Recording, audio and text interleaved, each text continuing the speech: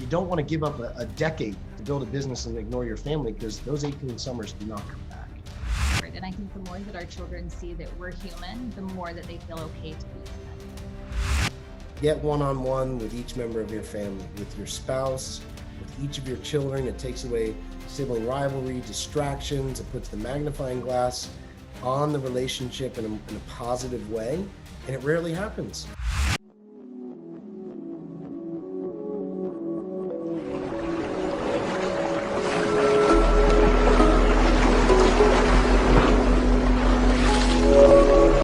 Hey, Masters, welcome to another episode of Path to Mastery. Today, we are with Jamie and Jim Sheils. How are you guys today? Good, David. Good to see you. Yeah, good to see you too. And you guys run a company called 18 Summers, and love to hear more about that. My friend Tim and our mutual friend Tim was telling me earlier about what that meant, which we have our kids, right, for 18 summers, or maybe I'm paraphrasing, but yeah. And also you guys are the family education company. Yeah, that's our thing. As just like you, our base has always been real estate. We've had a real estate investment company, but about 10 years ago, we got into this family education almost by accident, but it seemed like there was a lot out there for entrepreneurs to learn how to grow their business, but there wasn't a lot on how to keep your family intact while you're growing the business. And we wanted people to remember, you don't want to give up a decade to build a business and ignore your family, because those 18 summers do not come back. Yeah, right. And how many, I guess the question really we'll dig into is how many people actually do that, right? I mean, I'm guessing a lot of people sacrifice. It's funny, I don't know if are you on Clubhouse at all? A little bit. Okay, good. Good for you that you can do a little bit. I can't. But there was a room last night and they were actually talking about that. All these, supposedly 9-figure earner. I never heard that term as much as on Clubhouse, 9-figure earners, but they were talking about last night, how do they feel like remote, like as successful as they are, looking back, do they have any regrets? And it was just interesting hearing the different opinions of how some of them did kind of leave their families behind and divorces and other things, but a lot of them were still just happy with the money, which is interesting. So not all of them, but some of them. Yeah. So, hey, I guess so often we go so hard and so fast thinking that we're doing it for our children or for our spouse or for, some indefinite amount of time. And then it seems as though we get to that next echelon, and yet we don't stop there. We keep going instead of looking back to see maybe we left a few people behind, or maybe we shifted our values and priorities just a bit to give precedence to those things that really don't leave the greatest of, legacies, really. Sometimes that leaving, I think that leaving that behind, I've seen that too, the nine-figure group, and some say, no, I have remorse. Others say, nope, I made the right decision. That's what I was supposed to do. And sometimes it's not the loss of them, but what I've found is, not all, but I would be really positive to say, David, that the 50% of the people that said, no, we're fine with it, have not gone through a health crisis yet. And I would guarantee that 50% more would say, no, I remorse it, because once someone loses their health or goes through a big health scare and has lost their family, that can, and this is just things we've come across, that could be the triggering to finally figure it out. So I always like to say, okay, how many of you have ever had a serious health scare? And if they haven't, I think that they could have a really tough time coming. That's not to judge. It's just what I've seen, what we've encountered through research and just our own experiences of doing these coaching and workshops for so long. Yeah, I can imagine. I mean, in my mind, health is number one anyway. It's probably the most important thing we have, because if we can't take care of ourselves, then we obviously can't take care of anybody else anyway. So yeah, it's funny. I was talking to Tim about this. Like, it's an area where I'm super successful is in my health and fitness. I started working out at 17 and I never stopped. And I've got an Ironman race coming up next month. So if you can, that's the level of training that I do for health. So that's a good thing. It's probably better than most, or it's definitely better than most. But yeah. So, but anyway, I don't have all the money yet, the 9 figures. So sometimes I'm like, well, I don't want to make this all about me. So I'm gonna jump into your bio.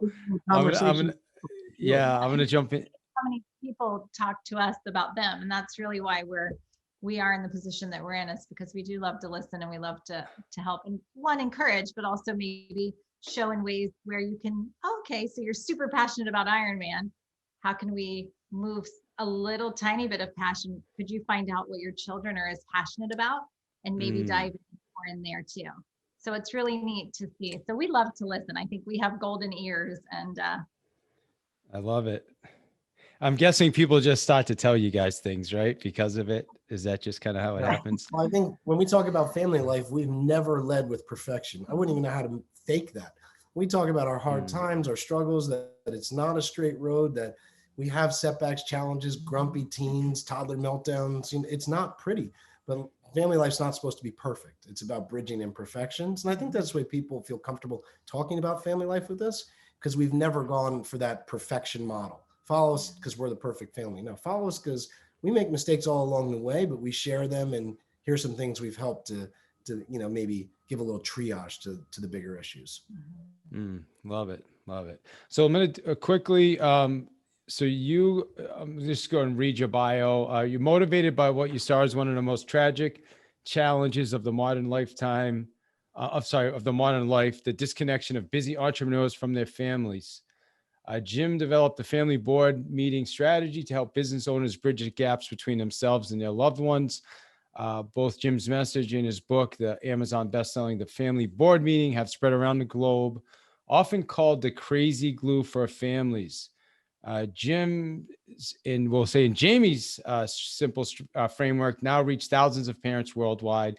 Founder of 18 Summers, a family educated company that specializes in workshops and private consulting for entrepreneurs, professionals looking to strengthen their family lives while succeeding in business. You also own a real estate investment company in Florida. It's done over more than 500 million in transactions, and a premier in one of the United States' largest build to rent ventures in the United States. So awesome. Jim's an avid surfer, enjoys traveling with family, friends, especially his beautiful wife, Jamie, and their 4 children, Aiden, Leland, Magnolia, and Sammy. Cool names. Yeah, awesome. Awesome. Well, thanks for joining me today. So I mean, we've already kind of jumped into it a little bit though. Well, first off, let's talk about 18 Summers. What's 18 Summers? So 18 summers is a simple math equation. We always talk about that 18th year, like, ooh, the teens always look forward to that 18th year. But one thing that we've learned is that 85% of all the time you're going to spend with your children happens in those first 18 years. Now, of course, if you do those first 18 years right, the children come back for more, right? They're more interested in spending time with you. They're more interested in the holidays together.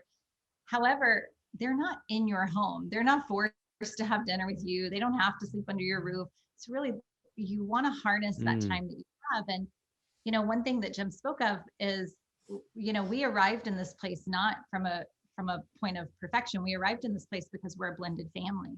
And when we came together, we had to bridge some gaps. And when, Jim got inspired by a mentor to think of these 18 summers, and he thought, wow, I just got my boys and they're 5 and 7. That means I have 11. I'm already behind, let's get started on this quality time. And Jim really developed his board meeting process based on bridging that gap of those 18 years and really harnessing the quality time that we did have available. What do you, I guess, in your opinion, what would you say? Like you mentioned, after the 18 years, they come back, they will choose to come back, or maybe they won't, right? Depending on how the 18 years went, but some won't. Yeah.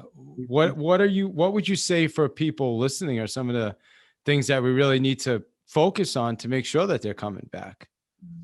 It's a great question, David. I think one of the things is trying to force children to live the way that we want them to live. Very dangerous. I want my child to be an entrepreneur. And I would say, if you want to be an entrepreneur, curiosity killed the cat, not commanding the cat. You try to tell a cat, get over here. They'll look at you, laugh, and walk away. A lot of entrepreneurs out there that probably listen to your show, if you're trying to force this on your kids, it doesn't come across well. Also, another thing that I think is most entrepreneurs are very hesitant to offer a sincere apology or a genuine compliment, especially a sincere apology. Because as along the way, we're working so hard in our business. Do you know what we're sacrificing? This is what we're doing. We had to keep things going through the pandemic, and they pedestal their own difficulties and discount everyone else's, and think they're immune to apologies or giving, sincere compliments here and there. And that one thing has sent kids away and never brought them back. Mm. Being able to be human with your children, showing them I'm not perfect, I'm really sorry for X, Y, and Z. And then here's how we move forward. And I think the more that our children see that we're human, the more that they feel okay to be human, if that makes sense. And so that's just one of the many things I would add to that great list. Finding out what your children are passionate about. We spoke about it earlier, but really going deep into what they're passionate about so that you know them better, so that you get to really connect on a different level. And then they keep coming back because they know that you're willing to listen and that you are interested in what they're interested in. Yeah. So how do you, so for, here's an example, I'll share a live example. So right now my daughter, obviously COVID's loosening up now, which is great. So she's playing softball, and more, she's probably playing softball more because I want her to play softball, but she's also playing the piano. So we're kind of doing both at the same time, which can be a little challenging. How do I, she seems to like both, but how do I find out which one she's really more passionate about? Well, Jamie used to run Waldorf and Montessori school, so we're really into alternative education. The pinnacle lesson she taught me is follow the child. Everyone says, I want to support my kids' gifts and talents more or help uncover them. Well, really, you got to follow the child. If we, like our oldest son is probably going to have his own charter fishing business. He loves fishing. He excels at it. He's incredible at it. He got his boater's license the day he turned 15 because he could. Yeah. So he took all 16 hours of course in one day, and he didn't sleep until he was done. Yeah. So he motivated himself. But I like fishing, but it's not a big passion. I'd rather be surfing or something else. But if I had tried to force myself on him or said, nah, fishing, forget it. What are you doing? No way. Then it would have died right there. So you got to follow the child. They'll start to show sparks of enthusiasm or interest. And again, a mentor of ours said, when you see that spark of enthusiasm or interest, dump gasoline on it and set it on fire. But in order to do that, you have to step back and let them say no to some things or really go deep into some things. And that can take some things. Yeah. Yeah. In my situation, I'm kind of thinking, we're just starting really both. And so I'm going to let her decide which one she wants to pursue. And if she wants to pursue them both, we'll keep doing it. But ultimately, because I'm thinking like, well, should we do one? Should we do the other? Should we go more into this one? And I think what I guess you guys are the experts. How should I handle it? Like, what should I just let it ride out, or what are your thoughts? Yeah, so usually we just suggest not overscheduling one. So you don't want to put 5 things on her to try all at once and then say, let's see. But I think it is interesting. Just see what she naturally gravitates toward. When she has spare time, is she, I forget, what were the 2 things that you had said? I'm sorry, piano? Well, yeah, she's taking piano lessons, and she just started softball. Yeah. So what is the thing that she chooses to do when she has the extra time? Is she downstairs fiddling on the piano, or is she in the yard pitching the ball? So that'll start to show you, what does she seem to be more interested in? And like I said, with our oldest son fishing, nobody else in the family could give 2 shits about fishing. Like, we love to eat his food, but other than that, we're like, but he blows my mind. Like, one time I go into his bathroom and he had gone to the craft store and like had this whole thing in his bathroom he made homemade lures, which I don't get. Like, I'm an artist, so I thought it was super cool. He like did the mold and he did the thing, but I'm like, wow, how did you even like think to like make your own? And it's just all of the pieces that they tend to get more and more and more curious about. And if you're curious as well, then they feel really accepted and seen. Yeah, that's good. That makes a lot of sense. Let's talk about the book, the family board meeting, right? Talk to us about the book. That's just a simple read and simple process where if entrepreneurs are busy at work, this will help keep them grounded. We're giving it's just instructions of how to keep focused quality time with your kids on a consistent basis. It'll talk about our one-to-one principle. It'll talk about the importance of intermittent tech fasting, which we talk about, the importance of using technology, but having breaks from it. And also we go into some importance of letting them plan the day, letting them lead when you get together with them, don't you always set the agenda. We have a pushy way of doing that as entrepreneurs. Let them plan the day. Let them have the chance to open up for conversation. So that's basically what the book will handle. And it's helped a lot of people kind of separate the peas from the carrots and strengthen the family as a whole. Wow. So I want to break down, dig deep on a few of those things. So you talked about the one-to-one principle. What's the one-to-one principle? Yeah, first? that is the easiest, most overlooked strategy that just has such potency, and people just forget it. It basically, if you don't hear anything else today, just know you got to separate the parts to strengthen the whole. Get one-on-one with each member of your family, with your spouse, with each of your children. It takes away sibling rivalry, distractions. It puts the magnifying glass on the relationship in a positive way. And it rarely happens. If you're at big family events or always all together, that's great. But one-on-one time strengthens the individual relationship. And so many people don't take the time to do it. So it's great with your 4 and 8-year-old to have them playing together, but you start to spend quality time with them one-on-one, you're going to see them shine. You're going to see new parts of them. They're going to feel closer to you. And that's really important. All right. That's a really great tip. Yeah. And what about, you mentioned fasting, and I just wrote down fasting. What tell us about that. Yeah.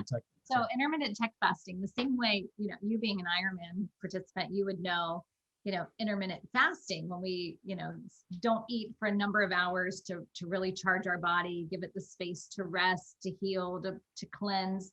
Same idea with tech fasting. So we take periods of time that we deliberately choose to give our brain, to give our eyes, to give our whole selves a little bit of that space from technology, because it's difficult if it's always in your face. And as part of our 3 steps to connection in the book, it really, you shut down your phone, you and your child both, no electronics on the board meeting.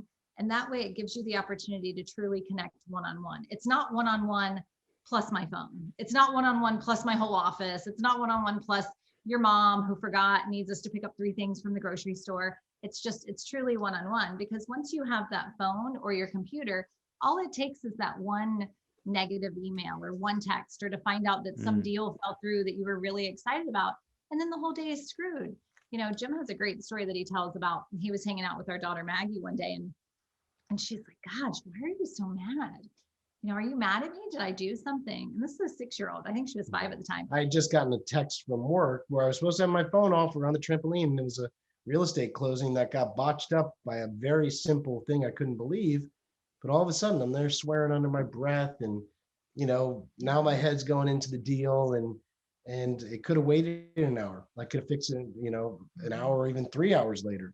But instead I'm there and I'm trying to focus, and she called me out and said, "You're really mad at me, aren't you?" And I wasn't mad at her at all, but I was thinking of this business deal, which most of us are. So there's an importance, because we think we're better than we are. We can't cut off as well as we like to fool ourselves that we can. There's too many times I've half-assed with my children's attention with a call, with a text, with a Facebook thread. And it's just not the best way to deepen a relationship. Same goes for spouses. Yeah. I mean, yeah, absolutely. Even more so. Mood killer. So when you said the fast, I missed the tech part. So that makes more sense. I'm thinking your kids are going to intermittent fast, but got it. We all know fasting. Intermittent tech fasting, just as important. We're not telling you to give up tech. But I get it.